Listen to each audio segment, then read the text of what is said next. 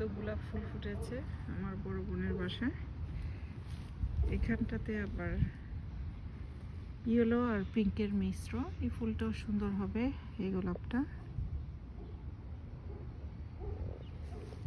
এখানে রয়েছে ছোট ছোট প্রজাতির, এগুলো বড় হবে আস্তে ধীরে।